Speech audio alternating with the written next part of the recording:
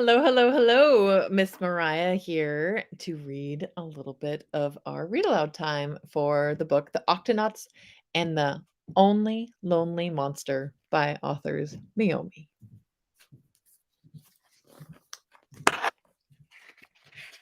And this book belongs to the Multnomah County Library.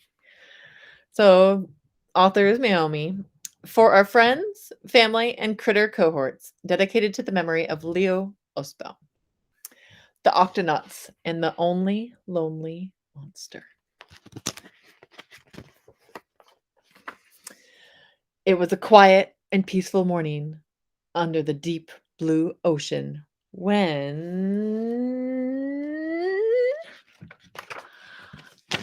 alert, alert, alert, alert! Captain Barnacles was exercising. Dr. Shellington was cleaning his teeth. Professor Inkling was reading a newspaper. Tune-Up the Vegemite was cooking breakfast. Dashi Dog was brushing her hair. Peso Penguin was getting dressed. Quasi Kitten was taking a bath. And Tweak Bunny was still asleep. What's going on? Quick! Quasi poked his head outside his bedroom and exclaimed, "Oh, yeah. What's going on? Quick! Get to the HQ! The octopod's in danger!" Captain Barnacles shouted as he ran by. "Octonauts," Professor Inkling called to everyone to order. "According to these charts from our super quantum computers, there is a huge probability that we are under attack." You can kind of see a creature outside the window. "Octonauts, to your stations! We have to defend the octopod," Captain Barnacles swiftly declared. You can see some tentacles out on the outside of the window there. Quasi, Peso, and Barnacles rushed down to the dock while Tweak prepared the ships for launch. There's some more of those tentacles. The Octonauts shot out of the launch bay and came face to face with the giant monster.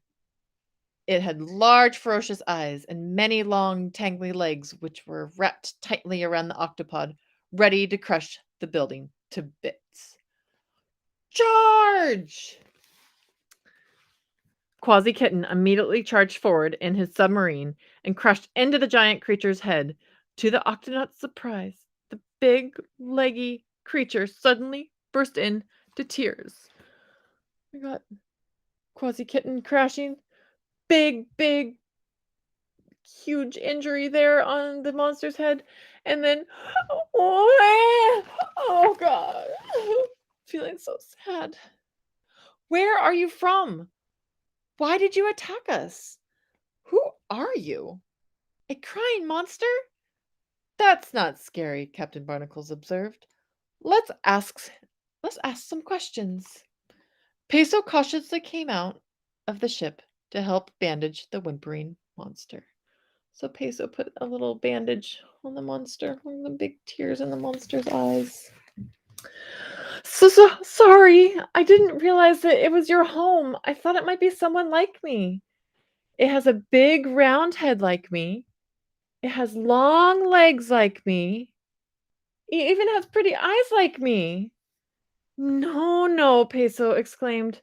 This is the octopod, and we live here. Where is your home?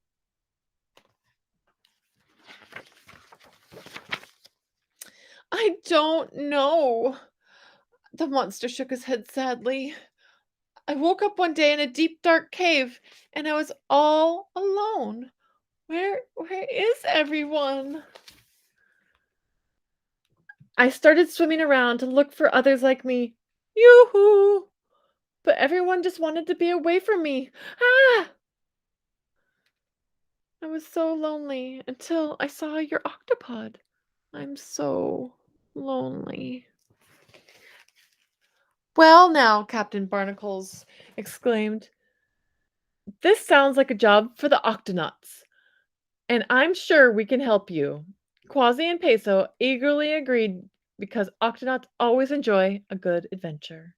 The group returned to the octopod to consult with Professor Inkling.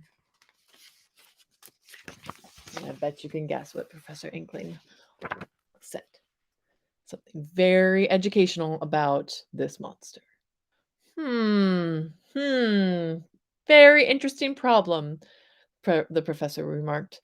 According to the latest research on the Octonet about the Mopalopa toology and the tentaglyphics, there is a higher occurrence of colossal cryptozoological manifestations in polar magnetic regions. The Octonauts looked at the Professor Inkling in confusion. So, try the North Pole. Huh.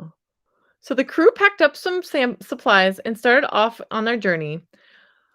We'll stay here and research. Good luck, Professor Inkling called after the ship. Dashi, Tweak, and Tunip waved goodbye to their departing Octonauts. And so there's, again, Monster following right behind them, ready to find the monster's home. First, the Octonauts navigated to the north. And you might notice that these little creatures up in the north, there's little tiny words that they're saying. They're showing a picture. No. And they've got a whale here. Looks like there's 9. They look inside the whale's mouth and they see a kelp cake. And we've got polone. Then we've got kippis. These whales are speaking. And then we got hey, hey. Look like maybe some creatures that are from the north. And then there's also a walrus here. It looks like they're using an alphabet called Cyrillic, an alphabet that we do not use. So I'm not sure how to pronounce that. But there is a narwhal. Shellington talking to the narwhal. The narwhal says, "Try the east, eh?" So guess what? They go to the east, and so they explored the east. So they're trying all these different places in the east. And you see some little hedgehog-looking creatures speaking a language there. And then a large fish speaking another language. Again, they don't use our alphabet. They use what's called characters, a different alphabet. Talk to an elephant. The elephant says something in their language. And then there's the monster talking to a big creature. And the big creature says, "Try the south." And there's Professor Barnacle showing some creatures in there. Also say something. So they try the south. And look at that. Here we go. They searched the south. So there they are, maybe in a place like Hawaii, and the penguins are saying aloha. And then we've got Sayad Tidak Tahu, Huyambo, Ola. Professor Barnacle's Kia ora from the creature there. Kind of looks a little bit like a shark. Then there's a turtle saying, "Por favor." And then Quasi showing a picture, and they say, "Try the west, matey." You can see a little treasure down there too. So they try the west, and the little. Here we go. Finally, they wandered west. We got a snake going, "Pogo," and then another little creature looks almost like a beaver says, "Pogo." And then maybe somebody that's speaking French, "My non." I think that's how you say it. And then we got he, tui, he, or tokidya, un he. And then we got taka. And here we've got a little creature saying, "Howdy." Still no answers. The Octonauts looked everywhere, but there were no giant tentacle monsters to be found. So there's Peso looking around, and Quasi Kitten with the turtle, and Shillington talking to the fish. Professor Barnacle's talking to some creatures. Peso talking to a manatee. Quasi Kitten also consulting with some creatures there.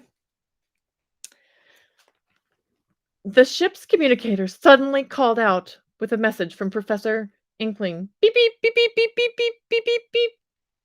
Crew, we've found some important data related to your search. Please return to the octopod ASAP or as soon as possible.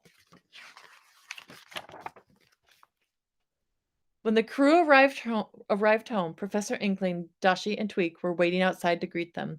Octonauts, I know you've worked very hard to help our friend, but unfortunately the Sea Monsters Field Guide reports this creature, Architeuthis colossal nutopus, is the only one of its kind in the entire ocean. Dun dun dun! The only one is Professor Inkling. Professor Inkling's book. The nutopus cried out, I don't want to be the only lonely monster in the world. I want to be like everyone else. Barnacles patted one of the monster's giant tentacles. Don't be sad, Archie. There's a sad, sad monster with a big band-aid and Captain Barnacles. Look, I'm the only polar bear who plays the accordion. I'm the only kitten with a hairball collection. I'm the only penguin with shiny white teeth. And I'm the only dog who can't dog paddle. I'm the only sea otter who wears underwear with little trees on it. I'm the only octopus with disappearing ink. And I'm the only bunny who glows in the dark. Vegemals, they're mostly all the same. At least in this book. There they all are there's the monster with all of the Octonauts. Archie gathered up the Octonauts in one big hug. He's the only monster under the sea with 8 new friends. Even though he's the only monster, he has 8 new friends that are all unique. The end. Until next time. And that was The Octonauts and the Only Lonely Monster. Have a good one.